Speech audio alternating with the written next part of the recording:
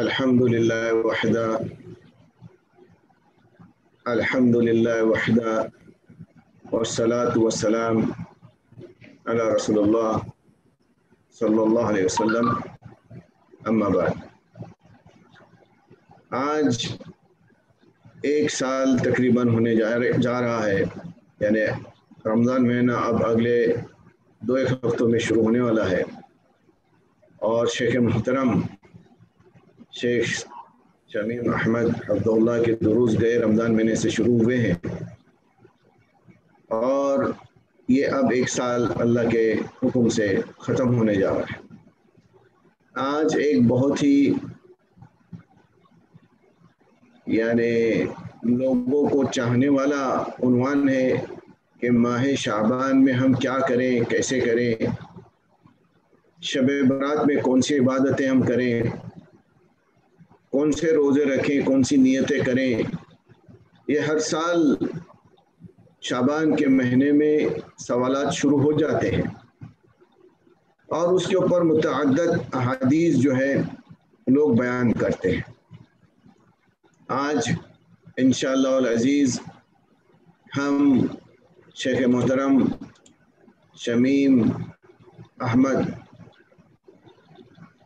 حفظہ اللہ کو دعوت دیتے ہیں کہ قرآن کریم سے ایسا ہمیں مفہوم سمجھائیے جس سے اللہ کے رسول صلی اللہ علیہ وسلم نے سمجھایا، صحابہ رضوان اللہ علیہم اجمعین نے سمجھایا، سلف و صالحین نے سمجھایا، تبع تابعین نے سمجھایا، مفسرین اور ہمارے ائمہ اربعہ تک، اور اس کو سمجھنے کے لیے رسول اللہ صلی اللہ علیہ وسلم کی سنتوں کو سمجھا، جو ٹھیٹھ انہوں نے کی، یعنی صحیح احادیث کو سمجھا، اور اس سے ہم کو جو باتیں ملتی ہیں اس کی فقہ بیان کری، اور ہمیں وہ ساری عبادتیں بتا دی جسے سال بھر میں کرنی ہوتی ہے، یا ایک پورے عمر میں کرنی ہوتی ہے، پورے لائف میں کرنی ہوتی ہے، یا ہفتہ واری کرنی ہوتی ہے، یا روزانہ کرنی ہوتی ہے۔ انشاءاللہ اسی میں سے یہ مہینہ ماہ شعبان ہے، اور اس میں ہم کئی ساری عبادتیں کرتے ہیں۔ تو آئیے دیکھیے انشاءاللہ العزیز آج ان عبادتوں کا احاطہ کرتے ہیں، اور اس میں کون سی صحیح احادیث سے ملتی ہے اور کون سی ضعیف، باطل، منکر، من گھڑت موضوع احادیث سے ملتی ہے، ہم شیخ محترم سے سمجھتے ہیں۔ تفضل شیخ۔ السلام علیکم ورحمۃ اللہ وبرکاتہ۔ ان الحمد للہ نحمده ونستعینه ونستغفره ونعوذ بالله من شرور انفسنا ومن سيئات اعمالنا، من يهد الله فلا مضل له ومن يضلله فلا هادي له، وأشهد أن لا إله إلا الله وحده لا شريك له، وأشهد أن محمدا عبده ورسوله، أما بعد فإن خير الحديث كتاب الله، وخير الهدي هدي محمد صلى الله عليه وسلم، وشر الأمور محدثاتها، وكل محدثة بدعة، وكل بدعة ضلالة، وكل ضلالة في النار۔ عن عائشة رضي الله عنها قالت: كان رسول الله صلى الله عليه وسلم يصوم حتى نقول لا يفطر، ويفطر حتى نقول لا يصوم، وما رأيت رسول الله صلى الله عليه وسلم استكمل صيام شهر قط إلا رمضان، وما رأيته في شهر أكثر منه صياما في شعبان۔ وفي رواية قالت: كان يصوم شعبان كله، وفي رواية كان يصوم شعبان إلا قليلا، متفق عليه۔ وعن أسامة بن زيد رضي الله عنهما قال: قلت يا رسول الله، لم أرك تصوم من شهر من الشهور ما تصوم من شعبان، قال ذلك شهر يغفل الناس عنه بين رجب ورمضان وهو شهر ترفع فيه العمل إلى رب العالمين فأحب أن يرفع عملي وأنا صائم. رواه أبو داود والنسائي وابن خزيمة. رب اشرح لي صدري ويسر لي أمري واحلل عقدة من لساني يفقهوا قولي. اللهم صل وسلم على نبينا محمد وعلى آله وصحبه أجمعين. محترم سامعین، بزرگان ملت، اسلامی ماں اور بہنوں، آج کی ملاقات میں جس موضوع کے تحت آپ کے سامنے کچھ باتیں رکھنے کی کوشش کروں گا وہ ماہ شعبان اور مسلمان، یعنی ایک مسلمان کو اس مہینے میں کیا کرنا چاہیے اور آج کا مسلمان کیا کر رہا ہے جو نہیں کرنا چاہیے. انشاءاللہ آیات اور حدیث کی روشنی میں اس کو واضح کرنے کی کوشش کروں. ماہ شعبان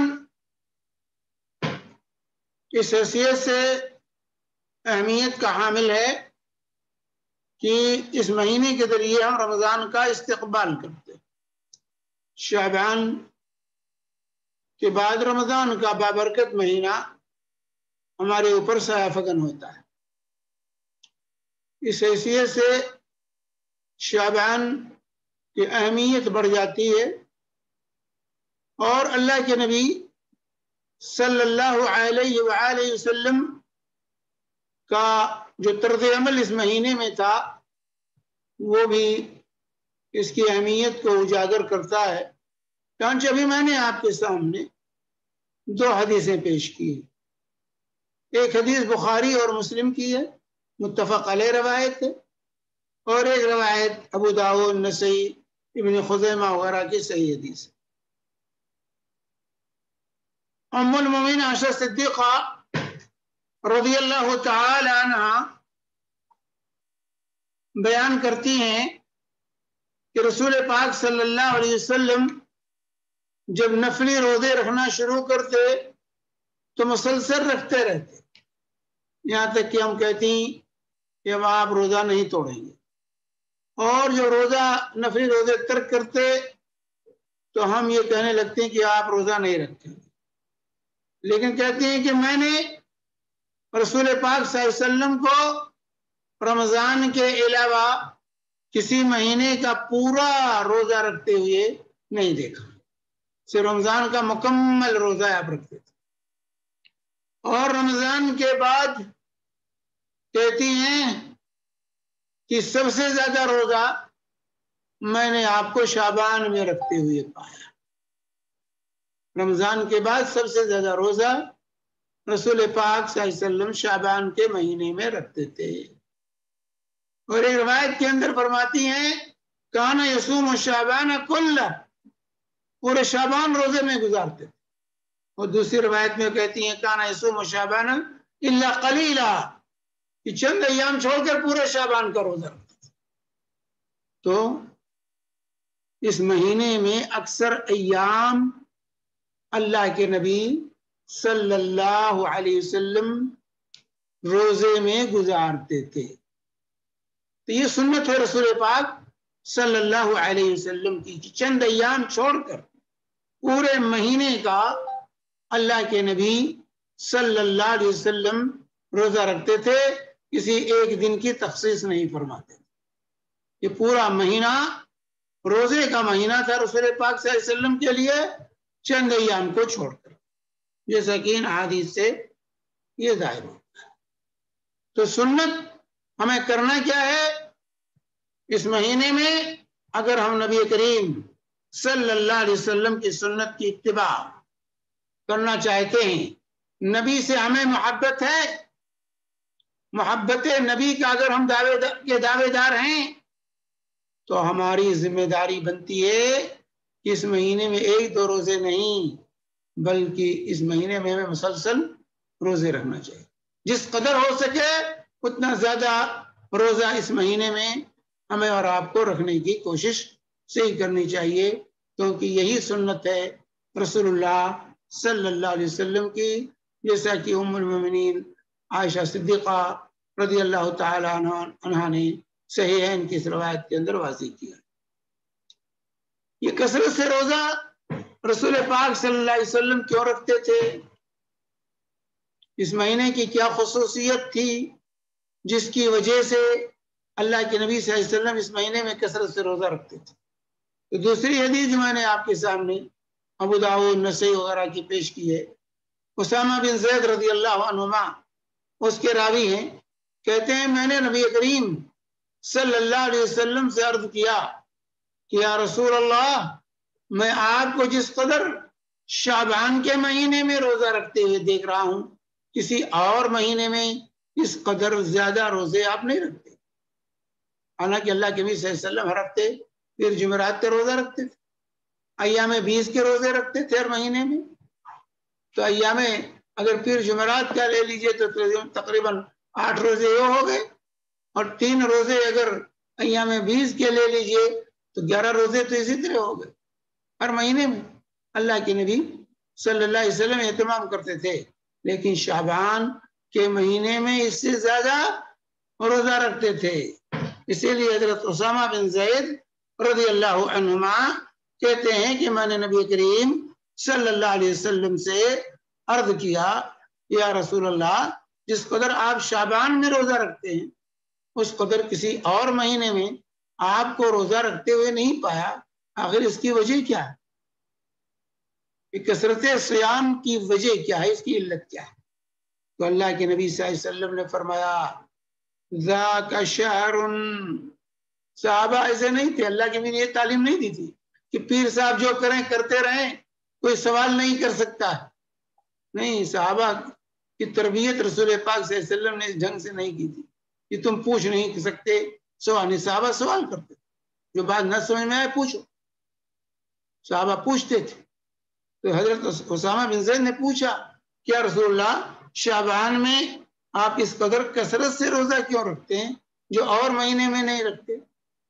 تو اللہ کے نبی صلی اللہ علیہ وسلم نے فرمایا ذالک شہر یغفل الناس عنہ بین رجب و رمضان، یہ رجب و رمضان کے درمیان یہ مہینہ شعبان کا ایسا ہے جس میں لوگ غفلت برتتے، جس میں لوگ غفلت کی زندگی گزارتے، وَهُوَ شَهْرٌ تُرْفَعُ فِيهِ الْأَعْمَالُ إِلَى رَبِّ الْعَالَمِينَ، شعبان کا مہینہ تو وہ مہینہ ہے جس میں لوگوں کے اعمال اللہ کے حضور پیش کیے جاتے، تُرْفَعُ فِيهِ الْأَعْمَالُ إِلَى رَبِّ الْعَالَمِينَ، اس مہینے میں بندوں کے اعمال اللہ کے حضور پیش کیے جاتے۔ فَأُحِبُّ أَن يُرْفَعَ عَمَلِي وَأَنَا صَائِمٌ، تو مجھے یہ محبوب ہے، میں یہ پسند کرتا ہوں کہ میرے اعمال روزے کی حالت میں اللہ کے حضور پیش کیے جائیں، اس لیے اس مہینے میں میں کثرت سے روزہ رکھتا ہوں۔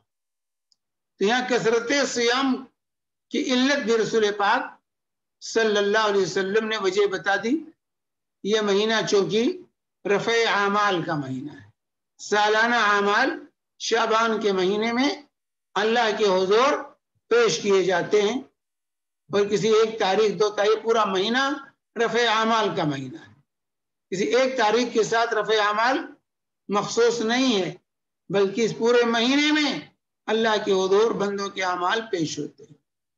اس لیے اللہ کے نبی صلی اللہ علیہ وسلم نے کہا میں یہ چاہتا ہوں کہ روزے کی حالت میں ہمارے اعمال اللہ کے حضور پیش ہوں، اس لیے اس مہینے میں کثرت سے روزہ رکھتا ہوں۔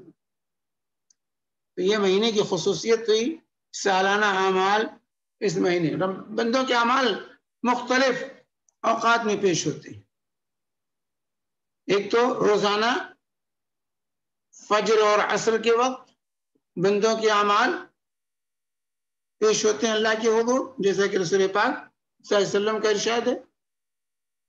اور فرشتے جو ہے فجر میں اور عصر میں ڈیوٹی بدلتے ہیں، یتعاقبون جو ہے ان کی باری باری ڈیوٹی لگتی ہے. رات کے فرشتے فجر میں ہوتے ہیں اور دن کے فرشتے پہنچ جاتے ہیں، اور پھر رات کے فرشتے اعمال لے کر اللہ کے حضور پیش ہوتے ہیں. یہ حال عصر کا ہے، دن کے فرشتے موجود ہوتے ہیں، رات کے فرشتے پہنچ جاتے ہیں، اور دن کے فرشتے بندوں کے اعمال لے کر اللہ کے حضور پیش ہوتے ہیں. اس طرح روزانہ بندوں کے اعمال یومیہ اللہ کے حضور پیش ہوتے ہیں. اسی طرح ہفتہ واری، ہر ہفتے 2 مرتبہ، ہفتے میں 2 دن بندوں کے اعمال اللہ کے حضور پیش ہوتے ہیں. ایک تو یوم الاثنین اور دوسرے یوم الخمیس کو، 2 شنبہ کے دن اور 5 شنبہ کے دن، پیر اور جمعرات کو بندوں کے اعمال اللہ کے حضور پیش ہوتے ہیں. جیسے اللہ کے نبی صلی اللہ علیہ وسلم نے اس کو بیان کیا، جو ہے کہ آپ پیر اور جمعرات کا روزہ رکھتے تھے، 2 شنبہ کا اور 5 شنبہ کا روزہ اللہ کے نبی صلی اللہ علیہ وسلم اہتمام کرتے تھے. جو آپ سے اس کی علت پوچھی گئی تو آپ نے فرمایا کہ ان دنوں میں بندوں کے اعمال اللہ کے حضور پیش ہوتے ہیں. فَأُحِبُّ أَن يُرْفَعَ عَمَلِي وَأَنَا صَائِمٌ، ترمذی وغیرہ کی صحیح حدیث ہے. أَن يُرْفَعَ عَمَلِي وَأَنَا صَائِمٌ، میں چاہتا ہوں کہ میرے اعمال روزے کی حالت میں اللہ کے حضور پیش ہوں. تو یومیہ اعمال فجر اور عصر میں، اور ہفتہ واری اعمال پیر اور جمعرات کو، اور سالانہ اعمال شعبان کے مہینے میں اللہ کے حضور پیش ہوتے ہیں. تو ایک مسلمان ہونے کی حیثیت سے ہماری ذمہ داری ہے کہ اگر ہم متبع سنت ہیں، اگر نبی سے ہمیں عقیدت ہے اور محبت ہے، تو ہم اس مہینے میں کثرت سے روزہ رکھیں. کثرت سے اللہ کے نبی صلی اللہ علیہ وآلہ وسلم جو ہے اس مہینے میں روزہ رکھتے تھے.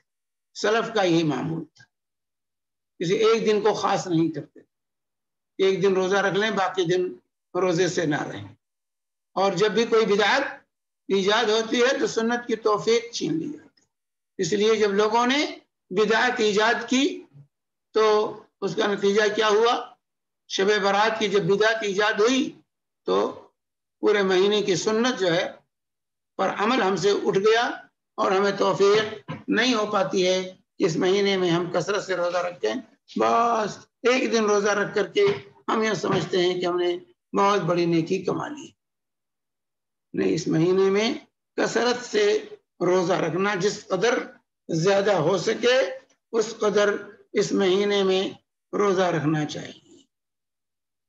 اسی طرح اللہ کے نبی صلی اللہ علیہ وآلہ وسلم کے روزوں کے سلسلے میں اس مہینے میں دوسری حدیث سنن ترمذی، ابو داؤد، ترمذی، ابن ماجہ وغیرہ کی ہے، ابو ہریرہ رضی اللہ تعالی عنہ بیان کرتے ہیں کہ رسول پاک صلی اللہ علیہ وسلم نے فرمایا اذا بقی نصف من شعبان فلا تصوموا، جب شعبان آدھا گزر جائے تو پھر روزے نہ رکھو. آدھا شعبان گزر جائے تو پھر روزے نہ رکھو. کیا مطلب؟ کہ اگر شروع سے روزہ نہیں رکھے ہو اور نصف شعبان گزر گیا، اب آپ کو شوق آ رہا روزہ رکھنے کا تو روزہ مت رکھو، اب مت روزہ رکھو. لیکن جو لوگ شروع شعبان میں روزہ رکھتے رہے ہیں ان کے لیے روزے کی نصف شعبان کے بعد بھی وہ روزہ رکھ سکتے ہیں. اکثر ایام صرف شعبان کے آخری تاریخوں میں روزہ سے اجتناب کرنا چاہیے، جیسا کہ تو یہ جو کہا گیا کہ شعبان جب نصف گزر جائے تو روزہ نہ رکھو، اس کا یہ مفہوم نہیں ہے کہ کوئی بھی نہ روزہ. جو عادت ہے، جن کی عادت کے روزے ہیں، جیسے کوئی پیر جمعرات کا پیر جمعرات کا روزہ رکھتا ہے وہ روزہ رکھے گا. کوئی ہے کہ ایک دن روزہ رکھتا ہے، ایک دن افطار کرتا ہے، وہ روزہ رکھے گا. جس نے شعبان کے شروع میں روزہ رکھا ہے وہ شعبان کے آخر میں بھی روزہ رکھے گا.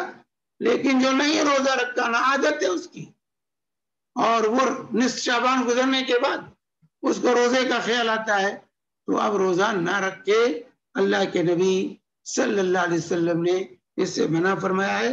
جیسا کہ شیخ باز رحمۃ اللہ علیہ نے اس حدیث کی جو ہے تشریح میں بیان کیا مجموع الفتاوی کے اندر کہ النہی عن ابتدائی صوم بعد نصف جو ہے اس سے مراد یہ ہے کہ نصف شعبان کے بعد روزے کا آغاز نہ کرے، لیکن پہلے سے روزہ رکھ رہا ہے تو نصف کے بعد بھی روزہ رکھ سکتا ہے۔ یہی بات امام ابن قیم رحمہ اللہ نے بھی یہی تشریح جو ہے تہذیب السنن کے اندر یہی تشریح کی ہے۔ تو بہرحال جو ہے جو لوگ نصف شعبان سے پہلے سے روزہ رکھتے رہے ہیں وہ نصف شعبان کے بعد بھی روزہ رکھیں گے، جو لوگ نصف شعبان سے پہلے روزہ نہیں رکھے وہ نصف شعبان کے بعد روزہ نہیں رکھیں گے، کیونکہ اللہ کے نبی صلی اللہ علیہ وسلم نے منع فرمایا ہے ابو داؤد ترمذی کی اور ابن ماجہ کی صحیح حدیث کے اندر۔ اسی طریقے سے شعبان کے اخیر میں آخری تاریخوں میں کہ چلو ہو سکتا ہے رمضان شروع ہو گیا ہو تو روزہ رکھ لو، شک کا روزہ، تو اس سے اللہ کے نبی صلی اللہ علیہ وسلم نے منع فرمایا لا يتقدمن احدكم رمضان بصوم يوم او يومين الا يكون رجل كان يصوم صومه فليصوم ذلك اليوم۔ یہ بھی بخاری اور مسلم کے متفق علیہ حدیث ہے کہ جو لوگ تم میں سے کوئی شخص رمضان سے ایک دن یا 2 دن پہلے سے روزہ نہ شروع کرے، اللہ یہ کہ کسی کے روزے کی عادت ہو اور اس کی عادت کے دن ہو تو روزہ رکھے۔ جیسے ایک انسان پیر جمعرات کا روزہ رکھتا ہے، رمضان کے آخر میں پیر جمعرات آیا تو وہ پیر جمعرات کا روزہ رکھے گا، اس کی عادت کا روزہ ہے۔ کوئی انسان ایک دن روزہ رکھتا ہے، ایک دن افطار کرتا، آخری دن روزے کا دن اس کا آیا اس نیت سے روزہ رکھے گا۔ لیکن احتیاطی جو روزے عام طور سے رکھے جاتے ہیں رمضان سے پہلے وہ رکھنے سے منع کیا۔ من صام یوم الشک فقد عصى ابا القاسم صلی اللہ علیہ وسلم، جس نے شک کے دن روزہ رکھا اس نے ابو القاسم صلی اللہ علیہ وسلم کی مخالفت کی۔ شک کا روزہ کہنے ہو سکتا ہے رمضان ہو، اگر رمضان ہوا تو رمضان کا ہو جائے گا، نہیں تو پھر نفلی ہو جائے گا، ایسا شک کا روزہ جائز نہیں۔ تو روزے کے سلسلے میں یہ جو ہے چیزیں جو ہے وارد ہیں شعبان سے متعلق۔ تو شعبان میں اہم ترین عمل کیا ہے جو رسول اللہ صلی اللہ علیہ وسلم سے ثابت ہے، وہ ہے کثرت سے روزہ رکھنا، کثرت سے روزہ رکھنا۔ یہیں ایک بات کی اور تشریح کر دوں میں، جو ہے ایک روایت ہے صحیح بخاری اور مسلم کی متفق علیہ، عمران بن حسین رضی اللہ تعالی عنہ روایت کرتے ہیں کہ نبی کریم صلی اللہ علیہ وسلم نے ایک شخص سے پوچھا اور عمران وہاں موجود تھے، یا ابا فلان اما صمت من سرر شعبان؟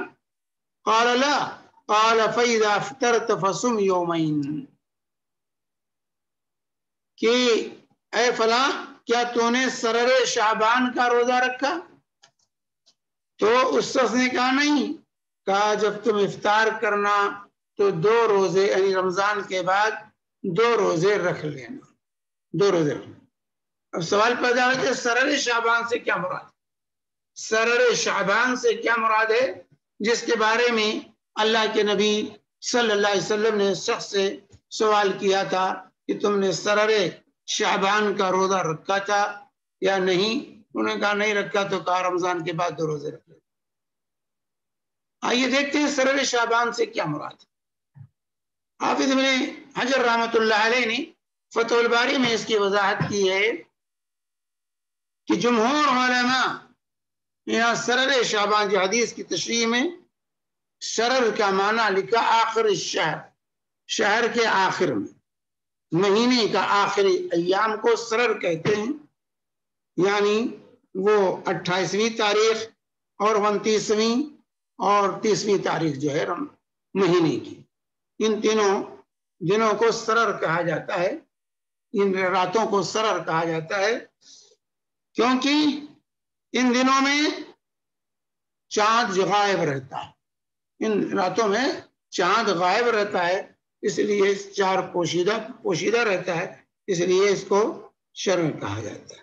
امام ابو داؤد نے، امام اوزاعی جو ہے تو یہ جو ہے حافظ بن حجر نے جمہور کا یہ قول نقل کیا ہے، تو جن سے آپ نے پوچھا تھا، اور اسی کو امام بخاری وغیرہ نے اسی قول کو، جمہور کی رائے کو ترجیح دی۔ سرور شعبان سے مراد جو ہے مہینے کا آخری ایام کا روزہ۔ تو جن سے آپ نے پوچھا تھا ان کو عادت تھی آخری دنوں میں روزہ رکھنے کی، اور ممانعت کی وجہ سے وہ روزہ نہیں رکھ سکے تھے، اس لیے اللہ کے نبی صلی اللہ علیہ وسلم نے ان سے یہ کہا کہ رمضان جب ختم، تمہاری عادت کے روزے تھے تو اس کو تم رمضان کے بعد رکھ لینا، رمضان کے بعد اس کی جو ہے تم قضا کر لینا، جو ہے رکھ لینا، یہ اصل مقصد ہے۔ جمہور علماء امت کا یہی قول ہے، جمہور علماء امت کا یہی قول ہے۔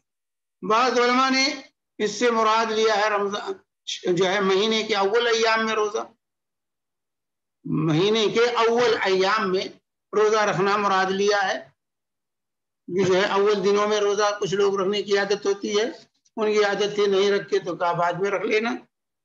بعض لوگوں نے اس سے درمیانی مہینہ مراد لیا ہے، بعض لوگوں نے درمیانی مہینہ مراد لیا ہے، تو درمیان اگر مراد لیا جاتا ہے تو اس سے ایام بیض کے روزے مراد، ایام بیض یعنی 13، 14 اور 15 تاریخوں کے روزے، ایام بیض کے روزے 13، 14، 15 یہ ایام بیض ہے جن میں روزہ رکھنا یہ مستحب ہے۔ اللہ کے نبی صلی اللہ علیہ وسلم روزہ رکھتے تھے، اور صحابہ کو بھی اس کی رغبت دلائی ہے ایام بیض کے روزے کو، کہ 13، 14 اور 15 تاریخوں کے روزے۔ تو یہ ہے سرور شعبان کی حقیقت۔ اس کو لوگ اس سے غلط استدلال کرتے ہوئے 15 شعبان مراد لے لیتے ہیں کہ 15 شعبان کا روزہ، یہ غلط ہے۔ 15 شعبان ہے، 13، 14، 15۔ اولاً تو جمہور نے اس سے مراد آخری مہینے کے روزہ رکھا لیا ہے، لیکن بعض حضرات نے اس سے جو ہے درمیانی مہینہ مراد لیا ہے وسط شعبان، تو وسط شعبان میں ایام بیض ہیں 13، 14، 15 ان 3 تاریخوں کے روزے، 13 سے 15 کا نہیں، 13، 14، 15 کے روزے یہ مستحب ہیں ہر مہینے میں، تو شعبان میں بھی یہ روزے مستحب ہیں کہ 13، 14، 15 تاریخوں کے انسان روزے رکھے، صرف ایک روزہ نہیں۔ آئیے اب ہم دیکھتے ہیں جو شب برات کے نام سے، یہ جو ہے سنت سے یہ چیزیں ثابت ہیں، یہ چیزیں ہیں جو اس مہینے میں سنت سے ثابت ہے۔ اس کے علاوہ کوئی مخصوص عمل اس مہینے میں رسول پاک صلی اللہ علیہ وآلہ وسلم سے اس مہینے کی مناسبت سے یہ ثابت نہیں ہے، یہ واضح ہونا چاہیے۔ آئیے ہم دیکھتے ہیں ہمارا عقیدہ کیا ہے اس مہینے کے سلسلے میں۔ اس مہینے کے سلسلے میں ہمارا عقیدہ اور ہمارے اعمال جو ہیں وہ چند ہے کہ جو ہے 15ویں شب جو ہے شعبان کی، یہ تقدیر کی رات ہے، روحوں کے آنے کی رات ہے، اس دن روحیں آتی ہیں ہمارے یہاں، اور یہ مردوں کی عید ہے، مردوں کی عید ہے 15ویں شعبان۔ اللہ تعالی 15ویں شب میں آسمانی دنیا پر نزول فرماتا ہے اور بخشش کرتا ہے، اور لہذا 15 شعبان کے دن میں روزہ رکھو اور رات میں قیام کرو۔ اسی طرح 5ویں چیز جو ہے آتش بازی، پٹاخے چھوڑو، جو ہے آتش بازی کرو اس رات میں۔ 6ٹھی چیز قبروں کی زیارت اور ان کو نئی کرنے کا اہتمام، یہ بھی اہتمام ہوتا ہے۔ 7ویں چیز جو ہے حلوہ خوری، کہ 15ویں شعبان کو شب برات کا حلوہ بننا چاہیے اور وہ کھانا چاہیے۔ تو آئیے ہم ان چیزوں کا جو ہمارے یہاں رائج ہیں ان کا آج جائزہ لیتے ہیں کہ ان کی حقیقت کیا ہے۔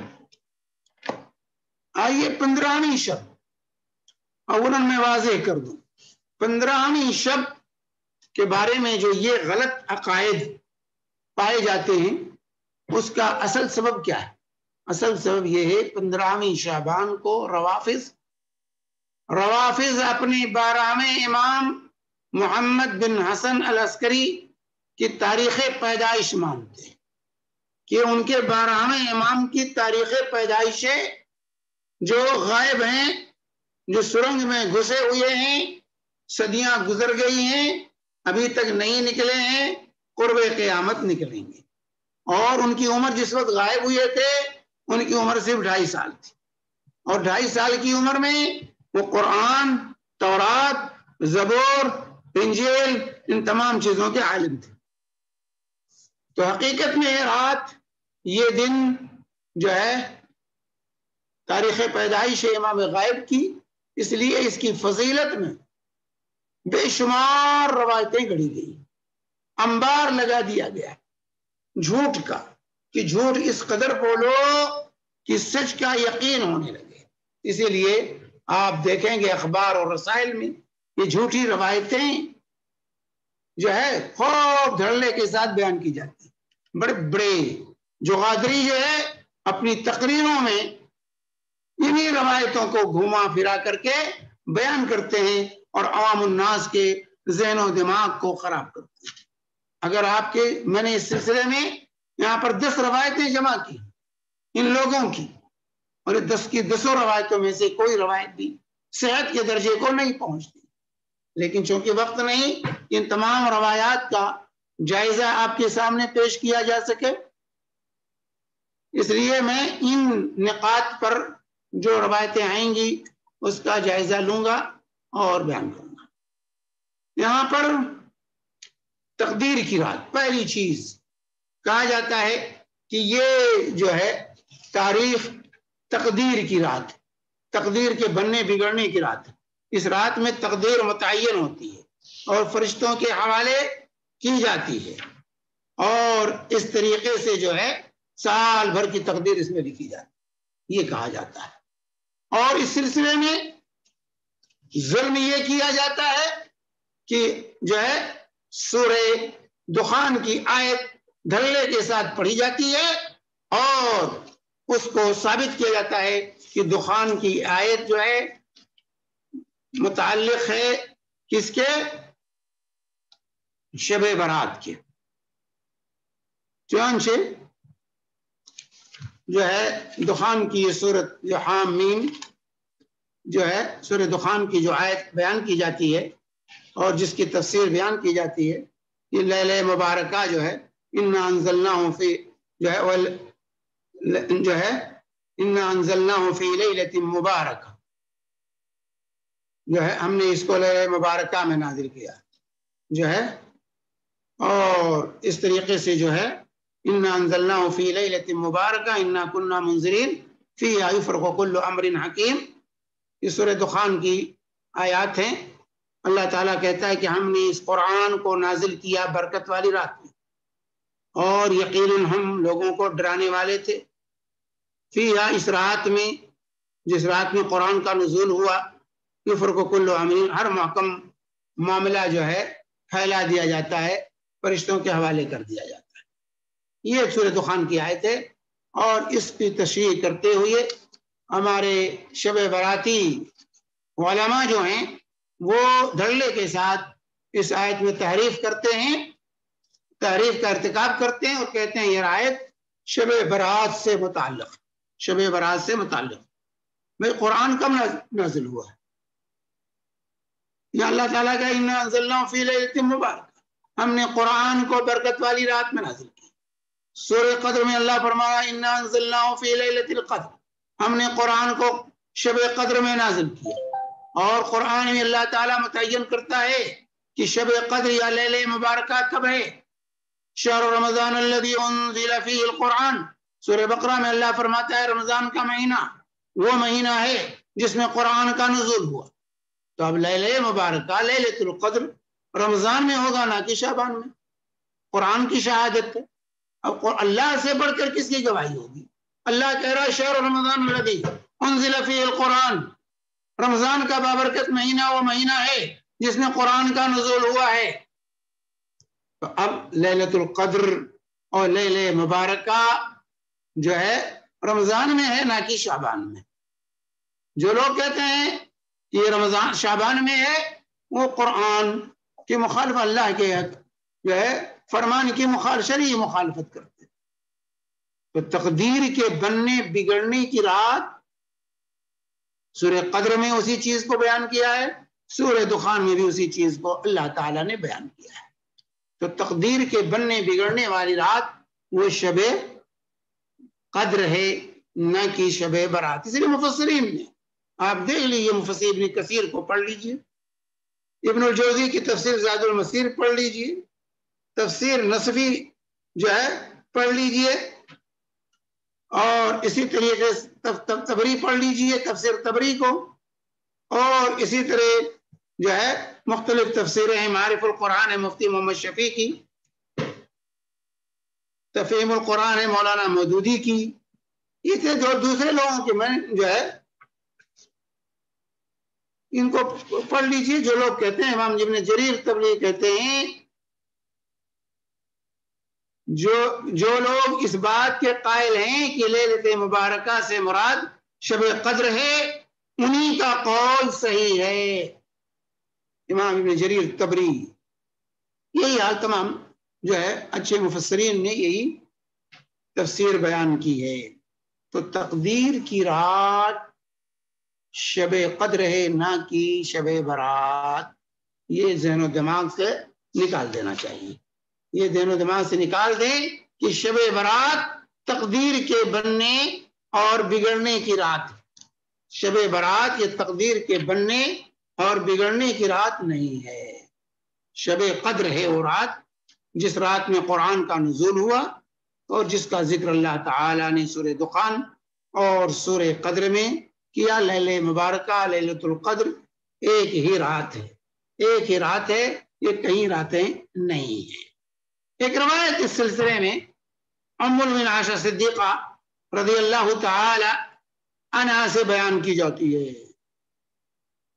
کہ اللہ کے رسول صلی اللہ علیہ وآلہ وسلم نے فرمایا عائشہ سے، جانتی ہو یہ جو ہے کون سی رات ہے نصف شعبان کی؟ اور اس میں عائشہ نے کہا یا رسول اللہ اس میں کیا ہوتا ہے؟ تو آپ نے فرمایا کہ یکتب کل مولود بنی آدم فی ہذہ السنہ، اسی رات میں جتنے بچے پیدا ہوتے ہیں ان کو لکھا جاتا ہے. فی یکتب کل حالک بنی آدم، جتنے لوگ مرنے والے ہیں ان کو لکھا جاتا ہے. فی ترفع اعمالہم فی تنزل ارزاقہم، اسی میں ان کے اعمال لکھے جاتے ہیں، ان کی روزی لکھی جاتی ہے. یہ روایت دھڑلے کے ساتھ بیان کی جاتی ہے. اس کو مشکات میں صاحب مشکات نے ذکر کیا ہے، اسی مشکات ہی کے حوالے سے لوگ بیان کرتے ہیں. مشکات نے اس کو بیہقی کی دعوت الکبیر کے حوالے سے نقل کیا ہے، لیکن یہ دعوت الکبیر جو ہے بیہقی کی، اس کا کوئی لتا پتہ نہیں. اسی لیے وقت حاضر کے امام، حدیث کے بہت بڑے امام امام البانی رحمہ اللہ فرماتے ہیں لم اقف على هذا الكتاب ولا على اسناد الحديث ولا عن من تكلم وغالب الظن انه ضعيف. امام البانی رحمہ اللہ فرماتے ہیں یہ کتاب بھی مجھے نہیں ملی، اور نہ اس حدیث کی سند کا پتہ لتا کہیں ہے، اور کن لوگوں نے اس حدیث پر کے سلسلے میں گفتگو کی ہے، اور ظن غالب یہی ہے کہ یہ روایت ضعیف ہے. یہ روایت ضعیف ہے کیونکہ صریح یہ روایت قرآن کے بھی خلاف ہے. قرآن جو ہے انا انزلناہ فی لیلۃ القدر، قدر والی رات رمضان میں، شہر رمضان الذی انزل فیہ القرآن. قرآن کے نزول کی رات تقدیر کی رات، شعبان یہ قرآن کے نزول کی رات نہیں. اور اسی طریقے سے محدث ہند محدث مبارک پوری عبید اللہ رحمانی رحمہ اللہ فرماتے ہیں، یہی بات فرماتے ہیں کہ جو ہے نہ اس کی سند کا کہیں پتہ لتا ہے، اور کن لوگوں نے اس کی تخریج کی ہے اس کا بھی لتا پتہ نہیں ہے. تو سند کا یہ حال جو ہے، اور متن حدیث صحیح حدیث اور قرآنی آیات کے منافی ہے. جن امور کا یہاں ذکر ہے یہ سب امور شب قدر میں پائے جاتے ہیں، شب قدر میں انجام پاتے ہیں. اس لیے شب قدر کی تمام فضیلتیں لا کر لوگ شب برات میں فٹ کرنے کی کوشش کرتے ہیں، شب برات میں فٹ کرنے کی کوشش کرتے ہیں، تو یہ تقدیر کی رات نہیں۔ اسی طریقے سے عقیدہ کی روحوں کے آتی ہیں شب برات میں، روحیں آتی ہیں، شب برات میں روحیں آتی ہیں، یہ عقیدہ رکھنا۔ اور پھر اس کو مردوں کی عید بھی کہتے ہیں، مردوں کی عید بھی کہتے ہیں، حالانکہ روحوں کے دنیا میں آنے کا عقیدہ وفات کے بعد یہ کفر ہے، یہ کفار و مشرکین کا عقیدہ ہے۔ اللہ تعالیٰ سورہ المومنون میں بیان کرواتا ہے وَمِن وَرَائِهِمْ بَرْزَخٌ إِلَىٰ يَوْمِ يُبْعَثُونَ، کہ جو لوگ وفات پا چکے اب وہ اس دنیا میں نہیں آ سکتے، اس دنیا اور ان کے درمیان پردہ حائل کر دیا گیا، ووٹ قائم کر دیا گیا ہے، اب وہ اس کو چھلانگ کر اس دنیا میں نہیں آ سکتے۔ جو دنیا میں آنے کا عقیدہ روحوں کے ایک کفر ہے، دنیا میں اب روحیں مرنے کے بعد وفات کے بعد نہیں آتی۔ چنانچہ اللہ تبارک و تعالی سورہ زمر آیت نمبر 42 میں فرماتا ہے اللہ یتوفی الانفس حین موتها والتي لم تمت في منامها فيمسك التي قضى عليها الموت ويرسل الأخرى إلى أجل مسمى إن في ذلك لآيات لقوم يتفكرون۔ یہ جو ہے موت کے وقت اللہ تعالی روحوں کو قبض کرتا ہے، اور اسی طریقے سے جو انسان سوتا ہے تو اس وقت روحیں قبض ہوتی ہیں، اور جن کی روحیں قبض نہیں تو جو یمسک التی قضی علیہ الموت، تو جس پر موت کا فیصلہ ہوتا ہے ان روحوں کو اللہ اپنے پاس روک لیتا ہے، ان کو اپنے پاس روک لیتا ہے۔ وَيُرْسِلُ الْأُخْرَىٰ، اور جن کی موت مقدر نہیں ہوتی ہے ان کی روحوں کو جو ہے بیدار کر کے واپس کر دیتا ہے اللہ تبارک و تعالیٰ۔ تو مرنے کے بعد اللہ روحوں کو اپنے پاس روک لیتا ہے، دنیا میں نہیں بھیجتا ہے۔ یہ واضح ہونا چاہیے، یہ واضح ہونا چاہیے۔ چنانچہ اس سلسلے میں صحیح مسلم کی حدیث ہے، جب غزوہ احد میں صحابہ شہید ہوئے، عبداللہ مسعود رضی اللہ تعالی عنہ اس کے راوی ہیں، تو کہتے ہیں کہ ہم نے رسول پاک صلی اللہ علیہ وسلم سے پوچھا وَلَا تَحْسَبَنَّ الَّذِينَ قُتِلُوا فِي سَبِيلِ اللَّهِ أَمْوَاتًا بَلْ أَحْيَاءٌ عِندَ رَبِّهِمْ يُرْزَقُونَ، کہ جو اللہ کی راہ میں شہید ہوئے ہیں ان کو مردہ تصور نہ کرو، بلکہ وہ اپنے رب کے پاس زندہ ہیں اور روزے دیے جا رہے ہیں۔ کہا اس آیت کے بارے میں پوچھا رسول پاک صلی اللہ علیہ وسلم سے کیا مراد ہے اس سے، تو اللہ کے نبی صلی اللہ علیہ وسلم نے فرمایا ارواحهم فی اجواف طیر خضر لها قنادیل معلقہ بالعرش، کہ اللہ تعالیٰ نے ان کی روحوں کو سبز پرندوں کے پپوٹوں میں رکھ دیا ہے، وہ عرش سے لٹکی ہوئی قندیلوں میں بسیرا کرتے ہیں اور جنت میں جہاں چاہتے ہیں آتے جاتے ہیں۔ تسرو من الجنت حیث شاءت ثم تاوی الی تلک القنادیل، جو ہے پھر وہی قندیلوں میں جا کر بسیرا کرتے ہیں جو عرش کے نیچے لٹک رہی ہیں۔ اس کے بعد اللہ کے نبی صلی اللہ علیہ وسلم نے فرمایا کہ اللہ تعالیٰ نے ان سے سوال کیا کہ هل تشتهون شیئا، کیا تمہاری کوئی خواہش ہے؟ شہداء کی روحوں سے اللہ نے پوچھا کیا تمہاری کوئی خواہش ہے؟ تو انہوں نے کہا یار اللہ اتنی اچھی چیزیں ملی ہوئی ہیں، جہاں ہم چاہتے ہیں آتے ہیں، جنت کے باغ و بہار، اب ہمیں اور کیا چاہیے؟ لیکن بار بار اللہ سوال کرتا رہا ان سے کیا اور کچھ چاہیے؟ تو انہوں نے کہا یا اللہ یا رب نريد ان ترد ارواحنا فی اجسادنا حتی نقتل فی سبیلک مرۃ اخرى،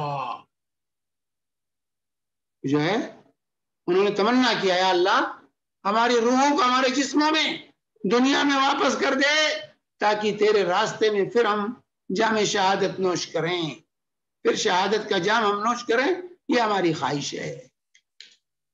تو اللہ تبارک تعالیٰ نے ان کی خواہش پوری نہیں کی، نہیں یہ خواہش پوری نہیں کی اللہ تعالیٰ نے، اور ان کو جنت میں چھوڑ دیا۔ تو روحوں کے دنیا میں آنے کا عقیدہ یہ کفار کا عقیدہ ہے، ہندوؤں کا عقیدہ ہے، ان کے یہاں روحیں آتی ہیں، اسی لیے جو وہ مردے کو گھاٹ پر چھوڑ کے جا کے آتے ہیں تو وہ سرسوں لیے رہتے ہیں ہاتھ میں، اور وہاں سے گھر تک چھینٹتے ہوئے آتے ہیں سرسوں، تاکہ یہ روح جو ہے گھر تک نہ پہنچ پائے، اسی سرسوں کے چننے میں جو ہے لگی رہے اور ہمارے گھر تک نہ پہنچے۔ تو یہ روحوں کے آنے کا عقیدہ ہندوؤں کا عقیدہ ہے، غیر مسلموں کا عقیدہ ہے، یہ مسلمانوں کا عقیدہ نہیں ہے۔ تو روحیں دنیا میں نہیں آتی ہیں۔ تو جو جاہل عورتیں جن کے شوہر وفات پا چکے ہوتے ہیں، ان کے لیے جو محبوب غذائیں تھیں وہ اس رات میں بنا بنا کے رکھتی ہیں، ہمارے شوہر آئیں گے اور کھائیں گے۔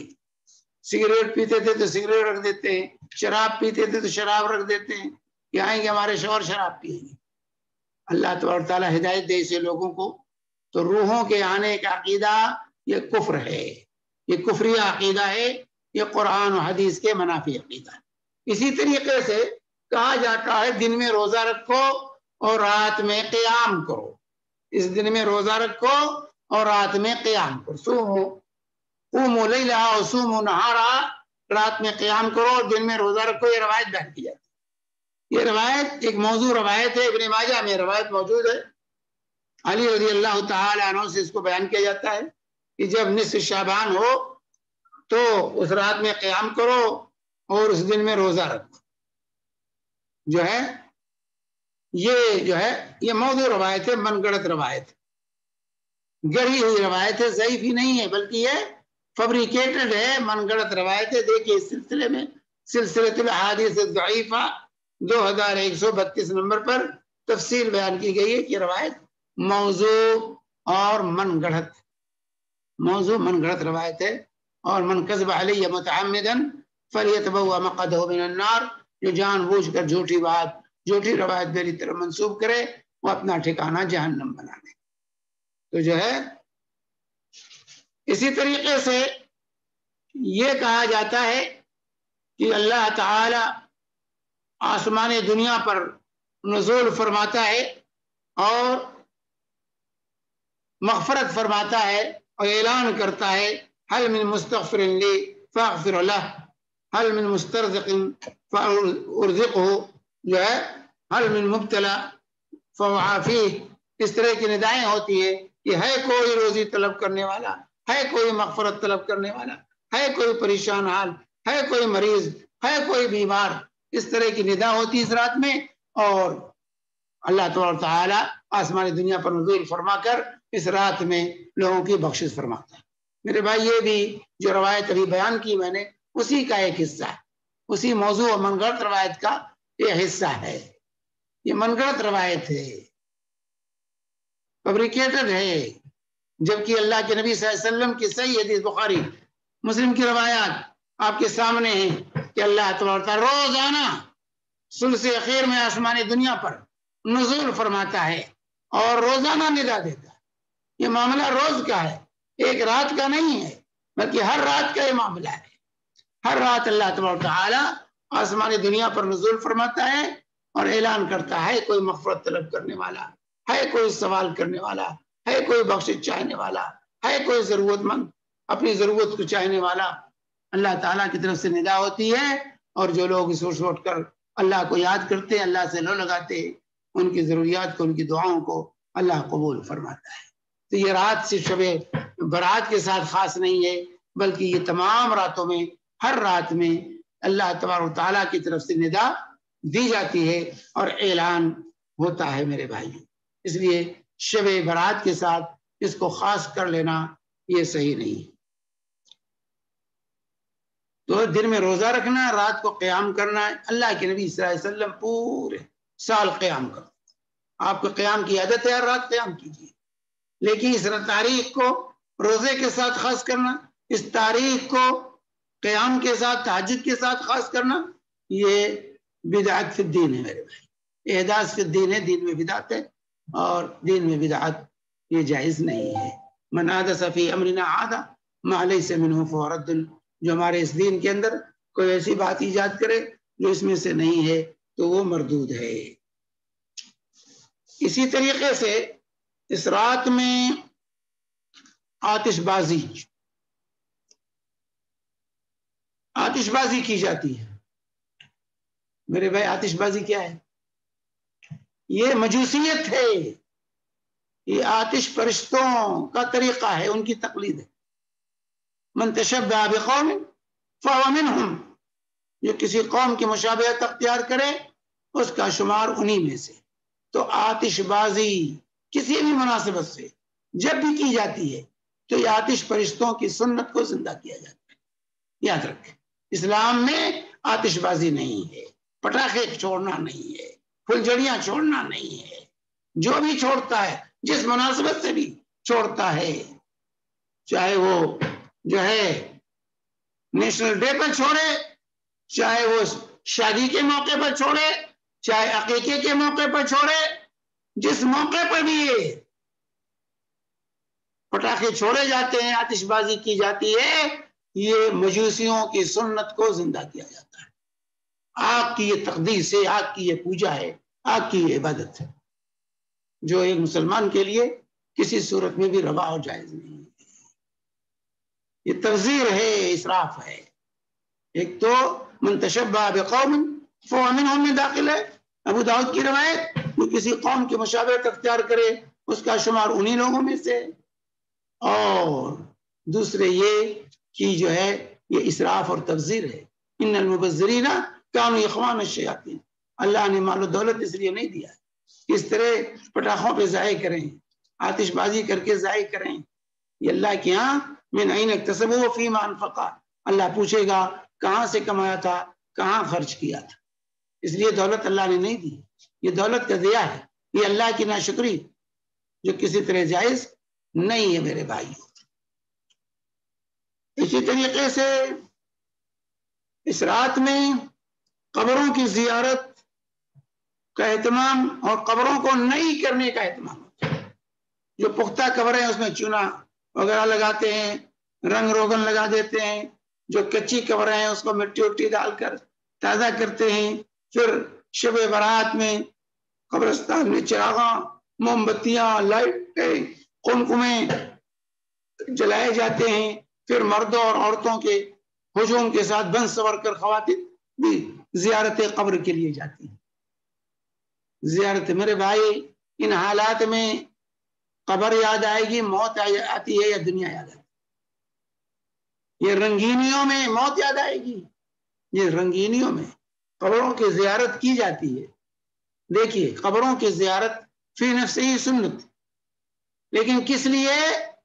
اپنی موت کو یاد کرنے کے لیے اور میت کو دعا دینے کے لیے۔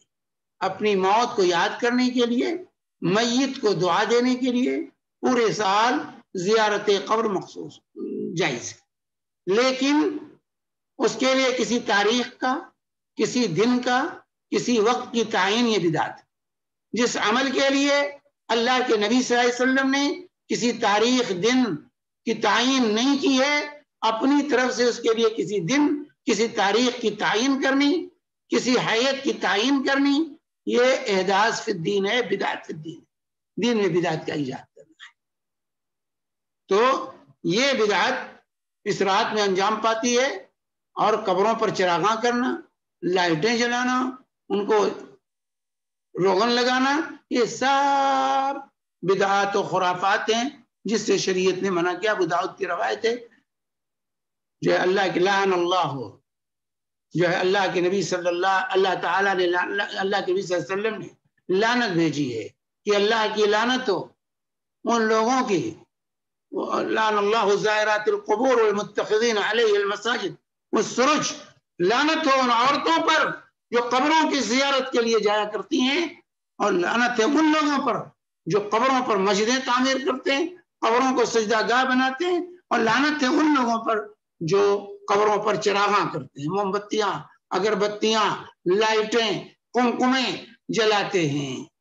بھائی ان قمقم لائٹوں سے قبر والے کو کیا فائدہ ہوگا؟ قبر میں تو عمل کی روشنی ہوگی اور عمل کی تاریکی ہوگی، یاد رکھیں۔ ان لائٹوں، ان قمقموں کے جلانے سے صاحب قبر کو کوئی فائدہ پہنچنے والا نہیں ہے، اپنے ذہن و دماغ سے اس کو نکال دیں۔ یہ فضول خرچیاں ہیں، یہ شیطانی حرکتیں ہیں جو انسان کر رہا ہے، جس سے اللہ کے نبی صلی اللہ علیہ وآلہ وسلم نے منع فرمایا ہے۔ تو زیارت قبر کے لیے بھی اس رات کو خاص کرنا یہ بدعت ہے میرے بھائی، اس بدعت سے بچنا کی کوشش کی۔ اسی طریقے سے ایک بات کہی جاتی ہے کہ یہ رات مغفرت کی رات، یہ رات مغفرت کی رات ہے، اس رات میں جو ہے مغفرت کر دی جاتی ہے ہر شخص کی، صرف جو ہے مشرک کو نہیں بخشا جاتا ہے، اور جن کے درمیان آپس میں کینہ ہو ان کو نہیں بخشا جاتا ہے۔ یہ بڑے دھڑلے کے ساتھ کہتی ہے، اچھے اچھے لوگ بھی یہ کہتے ہیں۔ تو آئیے دیکھیں کہ یہ ثابت ہے؟ میرے بھائی یہ بھی ثابت نہیں ہے۔ اس سلسلے میں دو روایتیں ہیں، ان دونوں روایتوں کی حقیقت میں پیش کر دینا چاہتا ہوں۔ ایک روایت ہے معاذ بن جبل رضی اللہ تعالی عنہ سے مروی ہے کہ اللہ تبارک و تعالی 15ویں شب کو اپنی تمام مخلوق پر مطلع ہوتا ہے۔ اطلع اللہ الی جمیع خلقہ لیلۃ النصف من شعبان فیغفر لجمیع خلقہ الا لمشرک او مشاہد۔ یہ طبرانی کی روایت ہے کہ جو ہے اللہ تعالیٰ 15ویں شب پر اپنے تمام مخلوق پر مطلع ہوتا ہے، 15ویں شب شعبان کی، اور سب کو بخش دیتا ہے۔ فیغفر لجمیع خلقہ، اپنی پوری مخلوق کو بخش دیتا ہے، لیکن مشرک کو اور آپس میں کینہ رکھنے والے، اختلاف رکھنے والوں کو نہیں بخشتا۔ اب اندازہ لگے یہ روایت، اولاً تو اس کی سند دیکھ لیجیے کہ یہ ثابت ہے، اس کی سند منقطع ہے۔ یہاں پر مکحول اور مالک بن خامر کے درمیان اس کی سند ٹوٹی ہوئی ہے۔ علامہ ذہبی نے اس کی وضاحت کی ہے، مکحول اگرچہ ثقہ ہے فی نفسہ ہی، لیکن یہ کثیر الارسال راوی ہے۔ تو یہ مالک بن خامر اور مکحول کے درمیان اس روایت کی سند ٹوٹی ہوئی ہے، ملتی نہیں ہے، منقطع سند ہے، اور جس حدیث کی سند ٹوٹ جائے وہ ضعیف ہوتی ہے، وہ صحیح نہیں ہوتی ہے۔ اور پھر اس کے معنی پر غور کر لیں کہ تمام مخلوق کو بخش دیتا ہے، بخش سے عام ہے سب کو، چلا کوئی بات نہیں۔ یہ نہیں کہا گیا کہ جو بخش طلب کرتا ہے اس کو بخشتا ہے، جو معافی چاہتا ہے اس کو معاف کرتا ہے، یہ کہیں نہیں اس روایت میں۔ اس روایت میں ہے فیغفر لجمیع خلقہ، سب کو بخش دیتا ہے، اب کچھ کرنے دھرنے کی ضرورت نہیں، توبہ اور استغفار کا کوئی ذکر نہیں ہے اس روایت میں۔ الا لمشرکین و مشاہد، صرف مشرک اور مشاہد کو نہیں بخشتا ہے۔ دوسری روایت جو ہے ابو موسیٰ اشعری سے مروی ہے، اور یہی الفاظ، انہی الفاظ میں فیغفر لجمیع خلقہ الا مشرکین و مشاہد، یہ ابن ماجہ کی روایت ہے، لیکن ابن ماجہ کی یعنی یہاں دو سندیں ذکر کی ہیں، آئیے ان کی حقیقت دیکھ لیتے ہیں۔ پہلی سند ہے حدثنا ولید بن مسلم عن ابن لحیہ عن الضحاک عن ایمن عن الضحاک بن عبد الرحمن بن عزرب عن ابی موسیٰ، یہ سند ہے۔ دوسری سند حدثنا محمد بن اسحاق حدثنا ابو الاسود النصر بن عبد الرحمن حدثنا لحیہ عن الزبیر بن سلیم عن الضحاک بن عبد الرحمن عن ابی قال سمعت ابا موسیٰ، یہ روایت۔ تو یہاں ولید بن مسلم جو ہے مدلس ہیں، اور عنعنہ سے انہوں نے روایت کیا ہے، اور مدلس کی روایت جب عنعنہ سے ہو تو ضعیف ہوتی ہے، دیکھیے تقریب التہذیب میں۔ دوسرے راوی ابن لحیہ دوسرے راوی ہیں، یہ ضعیف ہے، ابن لحیہ ضعیف ہے کہ کتابوں کے جل جانے سے ان کا حافظہ چلا گیا تھا، تو حافظ اختلاط سے پہلے، کتابوں کے جلنے سے پہلے جن راویوں نے ان سے حدیثیں روایت کی ہیں ان کی روایتیں صحیح ہیں، اور حافظہ کتابوں کے جلنے کے بعد جن لوگوں نے روایت کی ہے وہ روایت ان کی ضعیف ہوتی ہے. تو یہ روایت جو ہے حافظے کے بعد جو راوی ابن الحیہ سے یہاں روایت کر رہا ہے ولید بن مسلم جو ہے یہ بعد کے، لہذا ابن الحیہ جو ہے ضعیف ہے. جن لوگوں نے اس سے روایت کیا ہے یہ سب حافظہ ان کا جانے کے بعد روایت کی ہے، اس لیے جو ہے یہ ضعیف روایت. اور تیسرے راوی اس میں ضحاک بن ایمن ہے، یہ بھی مجہول ہے. زبیر بن سلیم ہے، یہ بھی مجہول ہے. عبد الرحمن بن ازرب ہے، یہ بھی مجہول ہے. یعنی ان کے بارے میں کچھ پتہ ہی نہیں کیسے راوی، اور مجہول راوی کی روایت ضعیف ہوتی ہے. دیکھیے تقریب التہذیب میں ان سب کی تفصیل ہے. لہذا دونوں سندیں ناقابل اعتبار ہیں، کیونکہ پہلی سند میں ولید بن مسلم کے مدلس، ابن الحیہ کے ضعیف، اور ضحاک بن ایمن کے مجہول، اور ضحاک بن عبد الرحمن ابو موسیٰ اشعری کے درمیان انقطاع کی وجہ سے روایت ضعیف، منقطع روایت. ابو موسیٰ اشعری سے جو راوی روایت کر رہا ہے ان کی ملاقات ابو موسیٰ اشعری سے نہیں. دوسری سند ابن الحیہ کے ضعیف اور زبیر بن سلیم اور عبد الرحمن بن ازرب کے مجہول، نیز عبد الرحمن اور ابو موسیٰ کے درمیان ملاقات ثابت نہ ہونے کی وجہ سے روایت منقطع ہے، لہذا یہ روایت ضعیف ہے. دیکھیے اس سلسلے میں مرآت المفاتیح جو ہے شیخ عبید اللہ مبارک پوری رحمہ اللہ کی، اور اسی طریقے سے تحقیق مشکات امام البانی رحمہ اللہ کی جو ہے. تو اس طریقے سے یہ روایت یہ انقطاع اور ضعف کی وجہ سے دونوں روایتیں ضعیف ہیں. اس لیے یہ کہنا کہ اس میں ہر ایک کو بخش دیا جاتا ہے، مشرک اور مشاہین کو نہیں بخشا جاتا ہے، یہ صحیح نہیں. یہ بات کہنی صحیح نہیں ہے، روایت ضعیف ہے. شیخ ابن باز رحمہ اللہ نے کہا کوئی روایت اس سلسلے میں صحیح نہیں. تو اس طرح یہ حال ہے ان روایتوں کا جس کی بنیاد پر اس رات کو فضیلت اور فوقیت بخشی جاتی ہے. کوئی بھی روایت اس سلسلے میں صحیح نہیں ہے. آئیے دیکھیں آخری عمل، اس کو بھی بات ختم کرتے ہیں، جو عام طور سے حلوہ خوری کی رسم. اس مہینے میں 15ویں شب کو حلوہ خوری کی، مختلف انواع اقسام کے کھانے اور خاص طور سے حلوہ بنانے کا بر صغیر انڈیا پاکستان کے لوگوں میں پایا جاتا ہے. اور جب وجہ پوچھی جاتی ہے بھائی کہ شب برات کو حلوے سے کیا تعلق ہے، کہتے ہیں اللہ کے نبی صلی اللہ علیہ وسلم کو حلوہ بہت پسند تھا.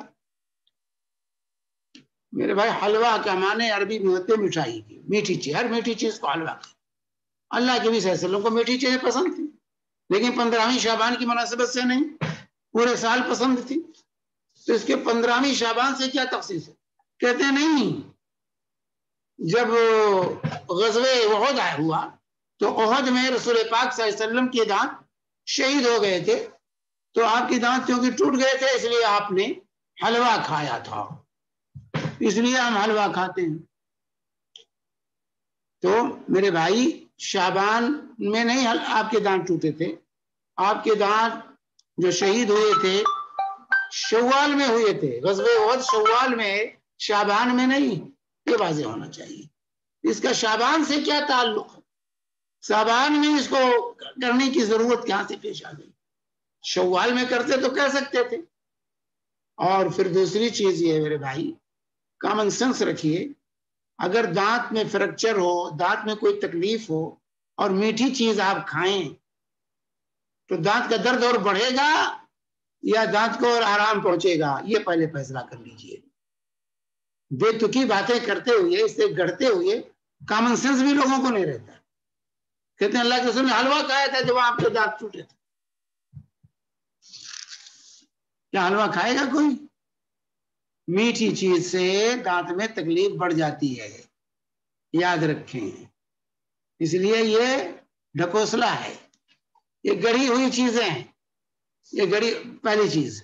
دوسری چیز کچھ لوگ کہتے ہیں نہیں، ویس قرنی رحمت اللہ علیہ نے جب سنا کہ رسول پاک صلی اللہ علیہ وسلم کے دانت غزوہ احد میں شہید ہو گئے تھے تو انہوں نے اپنے تمام دانت توڑ لیے، اپنے تمام دانت توڑ لیے.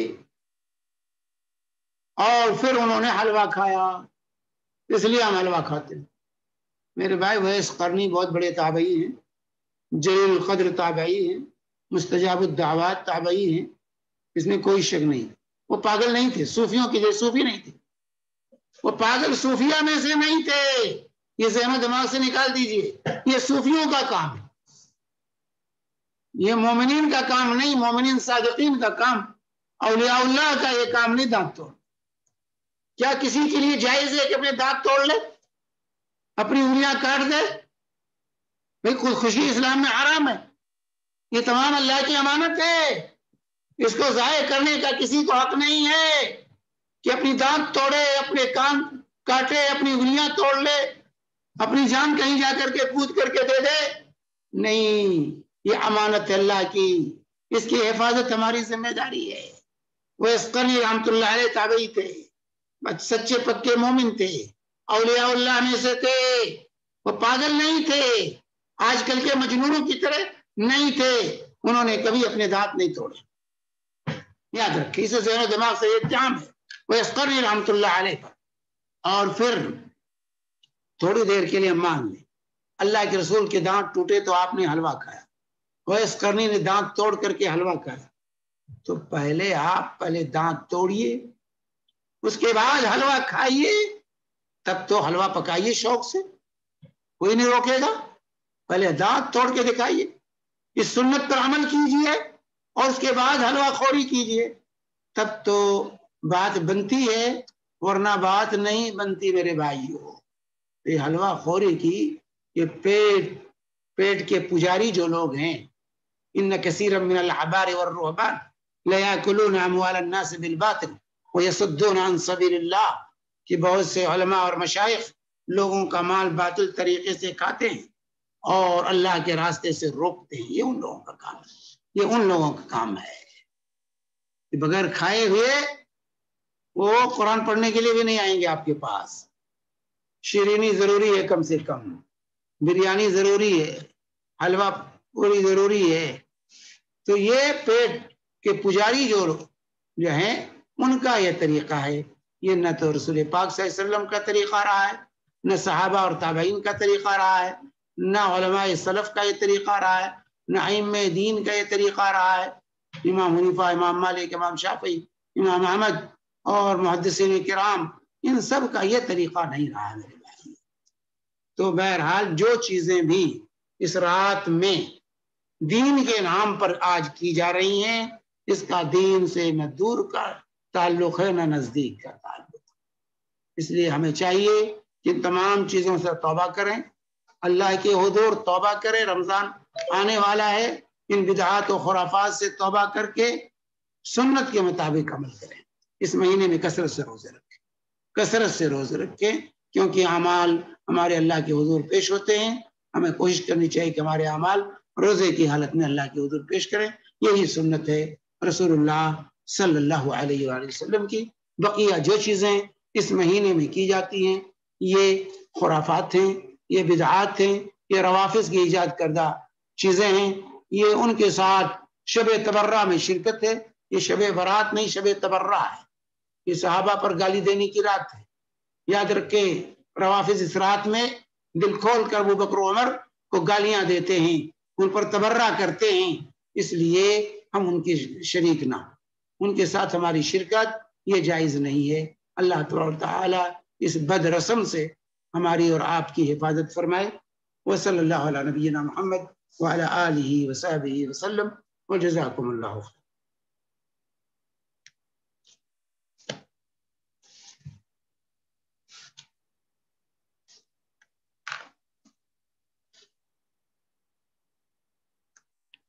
جزاک اللہ خیرا شیخ۔ سوالات پہ آتے ہیں، آج کافی سوالات ایسے ہی کلیئر ہو گئے ہیں ماشاءاللہ، اسپیشلی شعبان کے سلسلے میں۔ میں مجیب بھائی اور سجاد بھائی سے ریکویسٹ کروں گا کہ آپ لوگ یوٹیوب اور اس کے سوال لیں، بلکہ زوم کے بھی سوالات ہینڈل کریں۔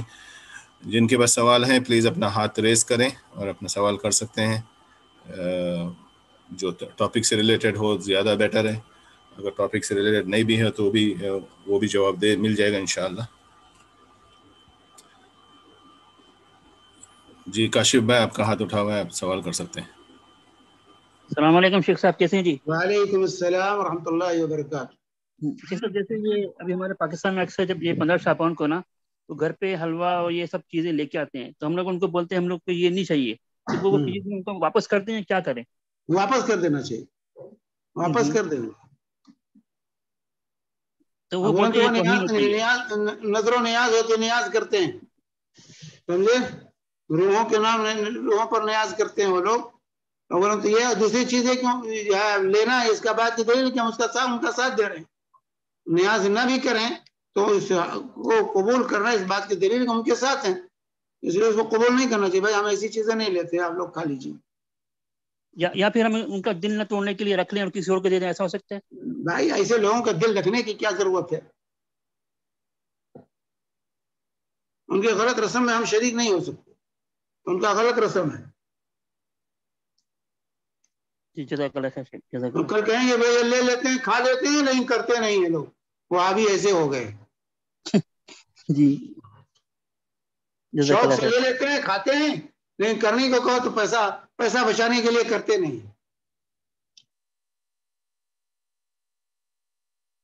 جزاک اللہ خیر. حیاکم اللہ, بارک اللہ. جی اور کسی کے پاس کوئی کوشچن ہے؟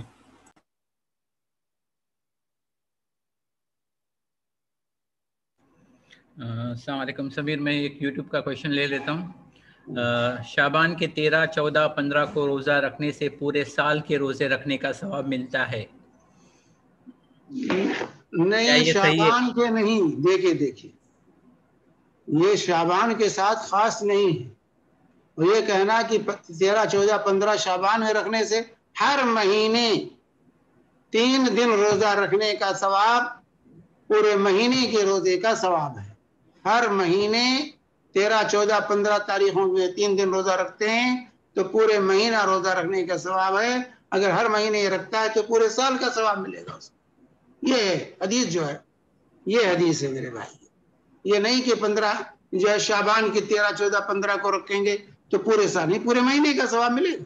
13, 14, 15 یا 20 کے روزے رکھیں گے تو پورے مہینے روزہ رکھنے کا ثواب ملے گا. اور ہر مہینے رکھتے ہیں تو پورے سال روزہ رکھنے کا ثواب ملے گا.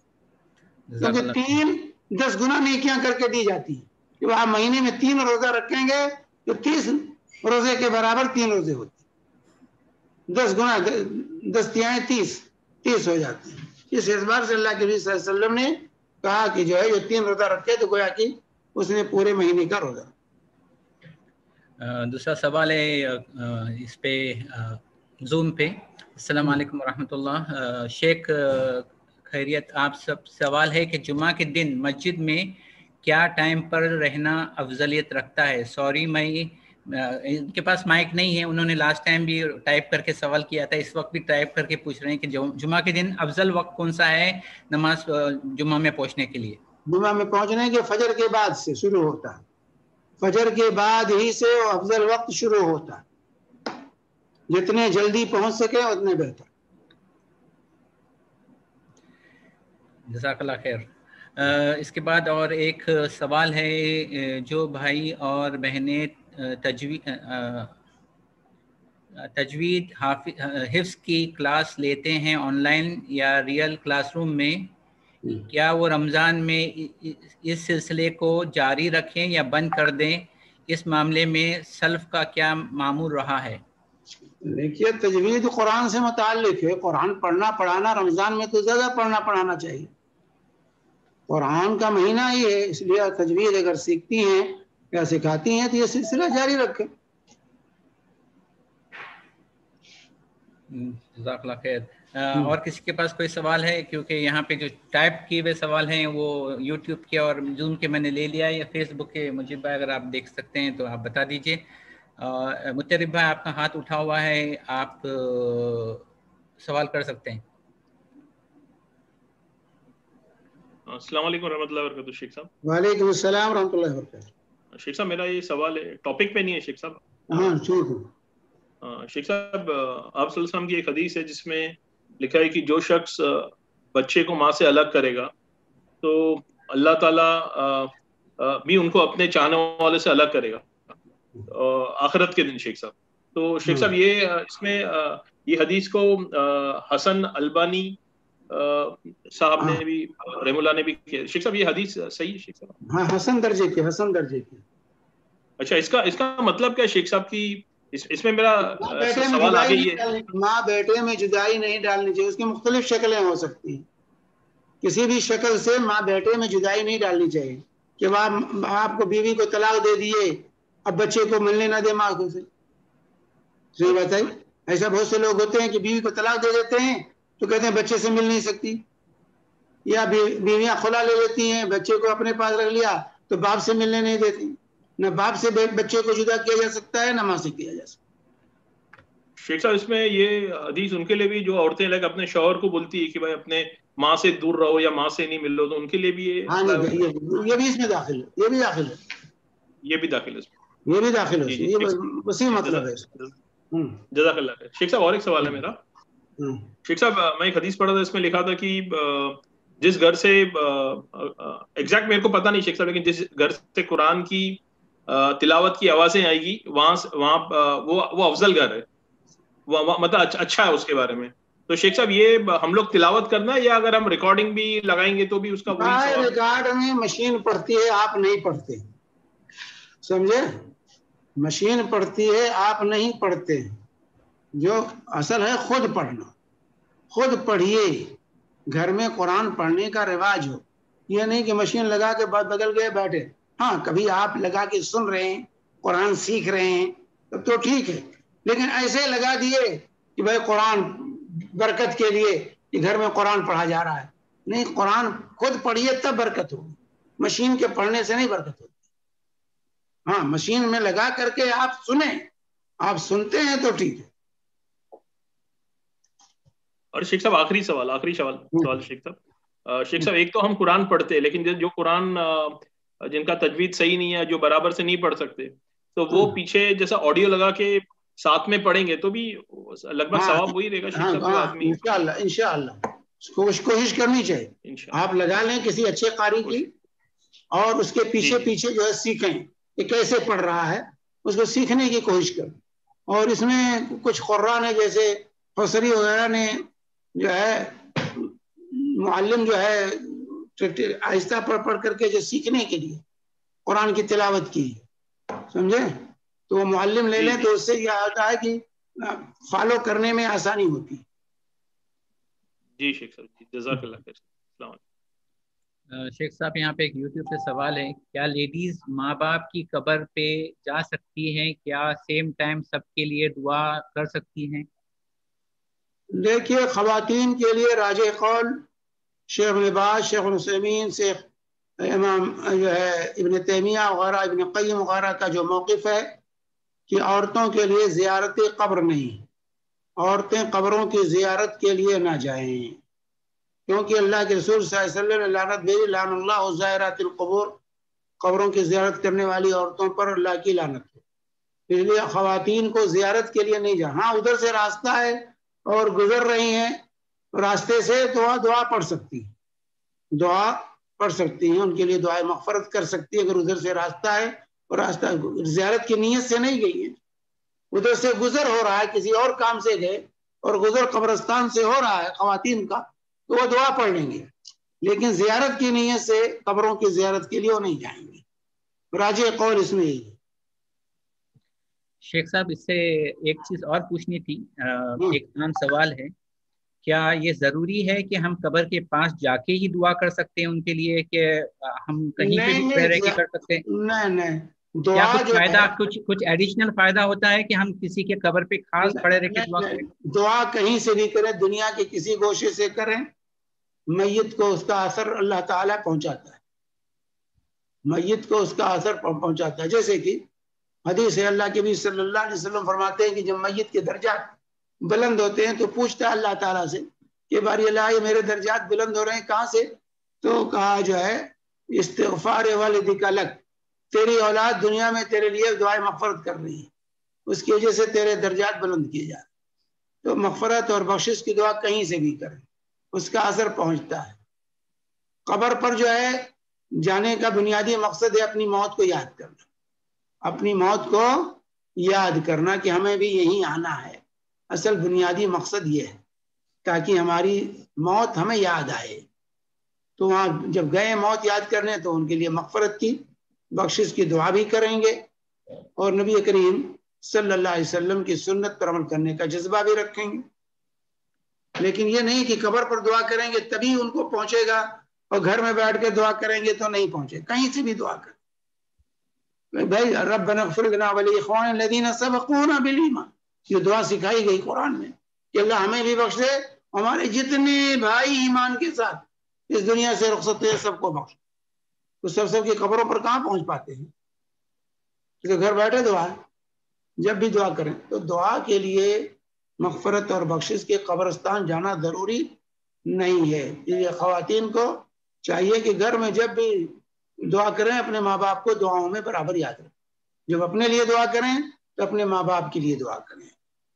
अल्लाह ताला ने माल दिया है, सदको खैरात करें तो अपने माँ बाप की तरफ से भी सदको खैरात करें। शेख, एक भाई का सवाल था कि बॉम्बे जैसी जगह पे जो कब्रिस्तान है वहाँ पे जगहें ये की जाती है, मतलब खरीदी इन द सेंस हर साल उनका किराया देना पड़ता है। क्या ये करना जायज़ है? हम वो इसलिए करते हैं ताकि उस कब्र में उनके अपनों को दफन किया जा सके। तो इस सिलसिले में क्या है शेख? अब क्या करें भाई, वहाँ के जो है परेशानी है, जमीनें नहीं है, जमीन की तंगी है। चाहिए तो था कि मुसलमानों को जो है शहर से बाहर निकल कर कोई लंबी चौड़ी जमीन कब्रिस्तान बनाते जहाँ दफन करते सबको बिला तफरीक, जो कि पैसा दो या पैसा ना दो सबको दफन करें। लेकिन लोग अब कब्रें खरीदते हैं, खरीद के अपने लिए रखते हैं। क्या मजबूरी है, क्या करेंगे? जायज़ है ऐसा करना। एक भाई का सवाल है कि 15 शाबान के बाद रोजा रखना गलत है क्या? नहीं, 15 जो लोग नहीं रखते हैं, जिनकी आदत नहीं है, जिनकी आदत नहीं है या जिन्होंने शुरू रमजान शाबान में रोजा नहीं रखा, तो उनके लिए 15 के बाद रोजा रखना मकरूह है। अल्लाह के नबी सल्लल्लाहु अलैहि वसल्लम ने मना किया है। लेकिन जो लोग रोजा रखने के आदी हैं अपनी आदत के मुताबिक वो रोजा रखेंगे। जो पहले से शुरू शाबान से रखते आए हैं वो भी रमजान रखेंगे। जैसे मैंने इसकी वजाहत कर दी है इसमें। शेख, अभी फिलहाल और कोई सवाल नजर नहीं आ रहे हैं। अगर किसी के पास और कुछ सवाल है तो सवाल कीजिएगा, नहीं तो हम एक और सवाल आ गया है। मरहूम की मग़फ़िरत के लिए क्या कुछ खास दुआ है क्या जिससे उनके दर्जात बुलंद हो? नहीं, कोई खास दुआ नहीं है, कोई खास दुआ नहीं है। अल्लाह मग़फ़िर लहू वरहमहू या जनाजे में दुआ पढ़ते हैं, ये सिर्फ इतना कह देना अल्लाह मग़फ़िर लहू वरहमहू, अल्लाह मग़फ़िर, कोई और नहीं आता है। रब्बि इग़फ़िर ली व लिवालिदैया व लिमन दख़ला बैतिया मुमिनन व लिलमुमिनीना वल मुमिनात, अल्लाह मुझे बख्श दे, मेरे वालिदैन को बख्श दे और मेरे घर में जितने मोमिन हैं और तमाम मोमिन मर्दों और मोमिन औरतों को बख्श दे। ये भी मग़फ़िरत की दुआ है। अल्लाह मग़फ़िर लहू वरहमहू सिर्फ इतना कहेंगे तो वो भी काफ़ी है, कोई मखसूस दुआ नहीं।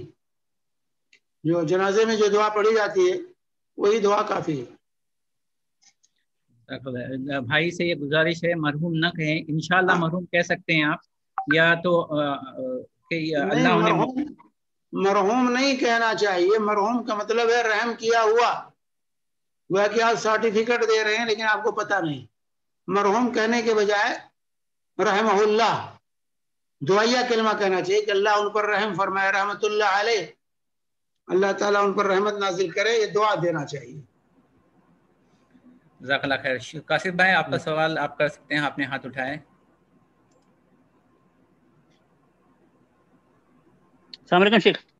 वालेकुम अस्सलाम। जैसे आपने कहा ना कि ये अक्सर लोग क्या करते हैं, सुबह उठ के ना सूरत यासीन की रिकॉर्डिंग लगा देते हैं। हाँ। तो ये इसके बारे में कुछ बता दीजिए। नहीं कि क्यों लगाते रोजाना इसकी, क्यों सूरत यासीन घर में बरकत है बोलते हैं, बरकत के लिए लगाना सही नहीं। कोई भी कुरान पढ़ा जाएगा बरकत होगी घर में। कोई भी कुरान पढ़े, तो सूरह यासीन की तखसीस करना ये सही नहीं। तो सूरह यासीन के बारे में आम तौर से तस्वुर है जो बरकत के लिए है और जो मकसद के लिए पढ़ेंगे वो मकसद हासिल होगा। देखिए सूरह यासीन कुरान की सूरत की हैसियत से बड़ी अजीम तरीन सूरत है, लेकिन उसकी मखसूस कोई फजीलत साबित नहीं। इसलिए सूरह रहमान कुरान होने की हैसियत से इंतहाई अजीम सूरत, लेकिन उसकी कोई मखसूस फजीलत नहीं साबित है। सूरह वाक़िया अजीम तरीन सूरत है कुरान की सूरत होने की हैसियत से, लेकिन उसकी कोई मखसूस फजीलत नहीं साबित। ये वाज़ेह होना चाहिए। मगर जैसे आपने कहा कि सुबह अक्सर अगर लोग कोई तिलावत करना चाहते हैं मगर वो बस वो रिकॉर्डिंग लगा देते हैं, तो भी सही है या मुंह से? रिकॉर्डिंग नहीं लगाना चाहिए, तिलावत करना चाहिए। तिलावत करने से बरकत आती है। वो तो मशीन पढ़ रहा है, आप क्या कर रहे हैं? वो मशीन पढ़ रही है। जज़ाकल्लाह खैर।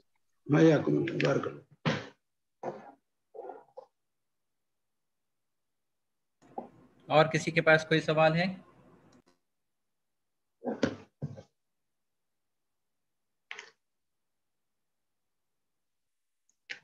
तो सवालात खत्म हो गए? शेख एक भाई ने मुझसे सवाल किया था पहले, वही सवाल कर लेता हूँ, अगर किसी के पास कोई सवाल इसके बाद नहीं आता है तो हम बंद कर देंगे। भाई कह रहा है कि हम लोग काफ़ी लोग ऐसे होते हैं कि जिनके रिश्तेदार माँ बाप वगैरह सब दूसरे इंडिया में होते हैं या बाहर मुल्क में होते हैं और उस बंदे की वफ़ात हो जाती है यहाँ पे, तो क्या ये मुमकिन है कि हम उसका वीडियो किया जाए या उसकी तस्वीरें निकाली जाए मैयत की या दफनाते हुए और वो बताई जाए, उसका उस किस तरीके से कर सकते हैं? क्या हम लाइव कर सकते हैं? तस्वीर कशी से मना किया गया है, कुल्लु मुसव्विरिन फिन्नार। तस्वीर के भाई इससे फायदा क्या होगा? तस्वीर बनाने से मना किया गया है। अगर सिर्फ की वफात हुई बेटे को दिखा रहे, बाप का चेहरा देख ले इस हद तक, लेकिन उसको बाकी न रखा जाए, उसको बाकी न रखा जाए बाप का चेहरा वफात के वक्त, लेकिन पूरी वो प्रोग्राम दिखाना कि मैयत को गुस्ल दिया जा रहा है, फिर कफन दिया जा रहा है, फिर ले जा रहे हैं, फिर दफन कर रहे हैं, ये गलत है। लेकिन सिर्फ इस हद तक कि बेटा बाहर है, कोई अजीज बाहर है, उसका चेहरा दिखा रहे हैं, थोड़ा सा दिखा दिए, उसके बाद उसको खत्म कर दिए, उसको रोके नहीं, फोटो ना बनाए, उसको कैच न करें कहीं भी, तब तो उस हद तक गुंजाइश हो सकती है, वरना ये तस्वीर कशी है और तस्वीर कशी हराम है। जज़ाकल्लाह खैर शेख। शेख एक आपके इससे पहले वाले भाई के सवाल पे किसी ने सवाल किया है, अगर हम कुरान बैकग्राउंड में लगाते हैं और हम उसको सुन रहे हैं, हम अपना काम करते करते उसको सुन रहे हैं, तो क्या हम उस भाई सुन रहे हैं तो ठीक, वही मैं कहा, मैंने इससे पहले वजाहत कर दी है। कुरान लगा के अगर आप सुन रहे हैं तो ठीक है, अच्छी चीज है। तो एटलीस्ट उसके सुनते सुनते आप उस पे पढ़, आप गुनगुना भी, मतलब उसी पे आप खुद भी पढ़ सकते हैं साथ में। हाँ, खुद भी वो आप दोहरा सकते हैं ताकि आपको आए, लेकिन सुनना ये भी इबादत है, कुरान सुनना भी इबादत है। जैसे अल्लाह के नबी सल्लल्लाहु अलैहि वसल्लम ने हज़रत अब्दुल्लाह मसूद से कहा, बुखारी की रिवायत है, इक़रा अलैया, कि इब्न मसूद तुम पढ़ के सुनाओ मुझे, तो कहा अक़रा अलैका व अलैका वंज़िल, या रसूलुल्लाह आप ही पर कुरान नाजिल हुआ और आपको मैं सुनाऊं? कहा इन्नी उहिब्बु अन अस्मा मिन गैरी, मैं ये पसंद करता हूं कि दूसरों से कुरान सुनूं। तो कुरान सुनना भी इबादत है। तो अब अब्दुल्लाह बिन मसूद रज़ियल्लाहु तआला अन्हु ने सूरह निसा पढ़कर सुनाई रसूल पाक सल्लल्लाहु अलैहि वसल्लम को। तो कुरान पढ़ना भी इबादत है, सुनना भी इबादत है। तो अगर आप कुरान लगा करके सुन रहे हैं तो बड़ी अच्छी चीज है, लेकिन कुरान लगा के ऐसे छोड़ देना, अपनी बातचीत में और अपने कारोबार में मशगूल रहना, ये गलत है। तो कुरान की बेहुरमती है। कुरान चल रहा है, आप मशगूल है उससे, नहीं कोई सुनने वाला है तो वो बंद कर दीजिए। शेख एक और भाई का सवाल आया हुआ है, कहते हैं कि एक माँ को अपने बेटे ने कुछ तोहफा दिया और उसके कुछ काफी बच्चे हैं और उसमें से एक बच्चे ने अपने माँ को तोहफा दिया, दूसरे बच्चे भी तोहफा देते हैं, लेकिन वो जो बच्चे ने तोहफा दिया वो अक्सर नाराज रहती है माँ उससे تو کہتی ہے میرے مرنے کے بعد یہ تحفے اس کو واپس لوٹا دینا، یہ رکھنا نہیں تم لوگ، یہ تو اس پہ کیا ہے؟ مرنے کے بعد لوٹا دینا کیوں کہتی ہے؟ وہ خیر اپنی حیاتی میں ہی وہ لوٹا سکتی ہے، پتہ نہیں، لیکن ہاں تو اپنی حیاتی میں لوٹا دے، کیوں اس کو مرنے کے بعد کہتی ہے لوٹا دو؟ جو سونے کے کچھ تحفے ہیں جو اپنے بیٹے نے دیا ہے، جیسے کہ لاکٹ ہو یا کچھ بھی ہو، چوڑیاں ہو، کچھ اپنی ماں کو دیا، اس نے لے لیا ماں نے، اور دوسرے بیٹے سے جس سے وہ اچھی ہے وہ کہتی ہے جب میں مر جاؤں گی یہ اس کو دے دینا واپس۔ نہیں وہ تمہارا ورثہ کا مال مرنے کے بعد خلاص، وہ جب لے لیا تو اس کا مال ہو گیا، جب لے لیا تو اس کا مال ہو گیا وہ، اس لیے کسی کو خاص نہیں کر سکتی، لیکن اگر لیتے ہوئے ہی اس نے لیا کیوں؟ اگر وہ چاہے تو جب زندہ ہے تبھی واپس لوٹا سکتی ہے، ہاں زندہ میں واپس کر سکتی ہے، لے جاؤ واپس اپنا، لیکن جب وہ انتقال ہوگی تو وہ سب میں تقسیم ہوگا۔ ہاں سب تقسیم کر لے، چھوڑیں، اس کی بات کا اعتبار نہیں کیا جائے گا۔ اس نے وہ اس لیے وہ دوست نے کہا کہ یہ ماں نے اس لیے لیا کہ وہ کچھ یہ نہیں پرابلم کریٹ نہیں کرنا چاہتی، کیونکہ وہ بہت بدتمیز بیٹا ہے ان کا، کچھ بھی رہا، بدتمیز رہا، کچھ رہا، بہرحال بیٹا بیٹا ہے، خیر لے لینا چاہیے، پھر بعد میں ڈسٹریبیوٹ کر لیں۔ سلیمان بھائی جی آپ کا کیا سوال ہے؟ ورثہ تقسیم کر لیں آپس میں، اس بیٹے کا دل نہ توڑیں کہ امی نے واپس کر دیا تھا، کہا تھا واپس کر دے گا، سمجھے؟ اس کا دل ٹوٹے گا نا۔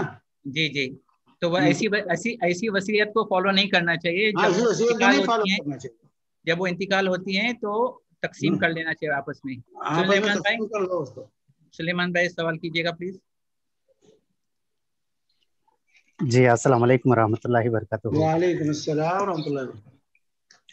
جی مولانا، نماز کے حوالے سے 3 سوالات ہیں میرے۔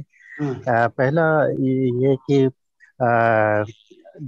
فجر کی نماز جو پڑھتے ہیں، اگر سے مان کے چلو فجر کی جو سنت ہے اس کی تو اہمیت ہے، اگر سے دیر ہو گئے اور فرض نماز کھڑی ہو گئی، اقامت ہو گئی، تو فرض نماز پڑھ کے اس کے قبل سنت ادا کر سکتے ہیں؟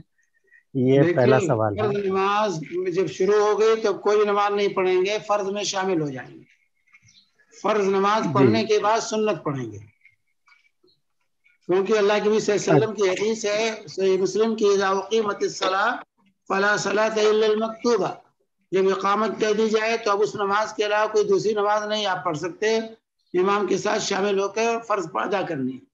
لیکن جب نماز سے فارغ ہو گئے فجر میں تو اس کے بعد آپ سنت پڑھ سکتے ہیں، جیسا کہ ابو داؤد، ترمذی وغیرہ کی روایت ہے کہ اللہ کے نبی صلی اللہ علیہ وسلم نے ایک صاحب کو دیکھا کہ وہ فجر کے بعد 2 رکعت پڑھی، انہوں نے اللہ کے نبی کو بلا کے پوچھا یہ کیا پڑھی تم نے؟ تو انہوں نے کہا یہ میری فجر کی سنت رہ گئی تھی، میں نے اس کی قضا کی ہے۔ تو اللہ کے نبی صلی اللہ علیہ وسلم نے ان کو منع نہیں کیا، تو اس لیے جو ہے فجر کے بعد سنت کی قضا یہ جائز ہے۔ جی جزاک اللہ خیرن۔ ایک اور سوال ہے مولانا، بندے کے اوپر سب سے پہلا سوال ہوتا ہے اپنی نماز کا، نماز کے اوپر، نماز کے بارے میں سوال ہوتا ہے، تو بہت سارے اوقات میں ایسا ہوتا ہے کہ بندہ مطلب اپنی پڑھائی کے دوران، اسکول کالج وغیرہ کے دوران بہت سارے نمازیں قضا ہو جاتی ہیں، یا پھر اپنے حیاتی کے دوران بھی بہت سارے نماز قضا ہو جاتی ہے۔ ابھی کسی بھی وقت میں ہم لوگ اس وقت کی نیت کر کے قضا نماز ادا کر سکتے ہیں؟ اگر مثال کے طور پر اگر عصر کی اذان ہو گئی اور اقامت ہونے سے پہلے، عصر کی نماز کے لیے اقامت ہونے سے پہلے اگر سے وقت ہے ہمارے پاس، تو میں ایسا نیت کر کے کہ میری پہلی فرض قضا نماز ادا کر رہا ہوں میں کر کے، بول کے نیت کر کے ادا کر سکتے ہیں؟ ٹھیک ہے، میری بات سنیے، نماز بلا عذر اگر وقت سے پہلے پڑھتے ہیں تب بھی نماز نہیں ہوگی، اور بلا عذر وقت کے بعد پڑھتے ہیں تب بھی نماز، ان الصلاۃ کانت علی المؤمنین کتابا موقوتا، نماز وقت مقررہ پر فرض ہے۔ اب ظہر کا وقت نہیں ہوا ہے، آپ پہلے کہیں میں پڑھ کے نکل جاتا ہوں، تو ہم کہیں گے آپ کی نماز نہیں ہوگی، اسی طریقے سے ظہر کا وقت ہوا، اذان ہوئی، سب کچھ ہوا، آپ کو وقت معلوم ہوا، بیٹھے رہے، کھیلتے رہے، کام کرتے رہے اور ظہر کی نماز نہیں پڑھی، جان بوجھ کر چھوڑ دیا، اور ظہر کے بعد وقت گزرنے کے بعد عصر کے وقت کہتے ہیں میں ظہر پڑھوں گا، تو ہم کہیں گے پڑھنے کی ضرورت نہیں، آپ کی نماز نہیں ہوگی۔ بھلے بغیر عذر کے اگر نماز انسان چھوڑتا ہے تو اس کی قضا نہیں ہوگی، قضا ان نمازوں کے لیے ہے جو کسی عذر کی بنیاد پر چھوڑے گی۔ انسان سو گیا، بھول گیا، جس کی وجہ سے نماز چھوٹ گئی، تو پھر جب یاد آئے من نام اور نسیہ فلیصلی اذا ذکر، جو بھول جائے یا سو جائے تو جب یاد آئے فوراً اس کو پڑھ لے۔ سمجھ بات ہے؟ تو بغیر عذر کے اگر کوئی نماز چھوٹی ہے تو اس کی قضا نہیں ہے، اس کے لیے توبہ ہے۔ انسان سچے دل سے اللہ سے معافی مانگے، توبہ کرے، روئے گائے، اپنے کیے پر نادم ہو اور آئندہ ایسی حرکت نہ کرے۔ سمجھ بات ہے؟ تو جو زندگی میں نمازیں چھوٹ جاتی ہیں، جان بوجھ کر 10 سال 20 سال تک لوگ نماز ہی نہیں پڑھتے ہیں، پھر بعد میں کہتے ہیں دو نمازیں ہم پڑھتے رہیں گے، نہیں، ایسی نمازوں کی قضا نہیں ہے۔ ایسی نمازوں کے لیے سچے دل سے توبہ ہے اور نماز کی پابندی ہے اور نوافل میں کثرت ہے۔ شیخ ایسا بھی ہے نا کہ اگر وہ ایک نماز جان بوجھ کے چھوڑی گئی تو آپ پوری زندگی بھر نماز پڑھتے رہیں گے تو اس کی کفارہ نہیں ہوگی، وہ ادا نہیں ہوگی۔ سیم روزے کے لیے بھی ہے، اگر آپ رمضان کا روزہ جان بوجھ کے چھوڑتے ہیں تو آپ پورے زندگی بھر روزہ رکھیں گے تو اس کی ادائیگی نہیں ہوگی۔ جزاک اللہ خیر شیخ، مجھے لگتا ہے الحمدللہ آج کے سوالات کافی ہو چکے ہیں اور ویسے بھی 3 بجنے والے ہیں اور تھوڑی دیر میں عصر کی اذان بھی ہے۔ آپ سے گزارش ہے دعا کریں اور ہم اس پروگرام کو آج کے لیے ختم کرتے ہیں۔ اگلے ہفتے انشاءاللہ مجھے امید ہے، لگتا ہے شیخ آپ کی جو ادھوری ٹاپک ہے اسی کو پوری کریں گے آپ، اولاد کی تربیت کے بارے میں انشاءاللہ۔ جزاک اللہ خیر شیخ۔ جزاکم اللہ، سبحانک اللہم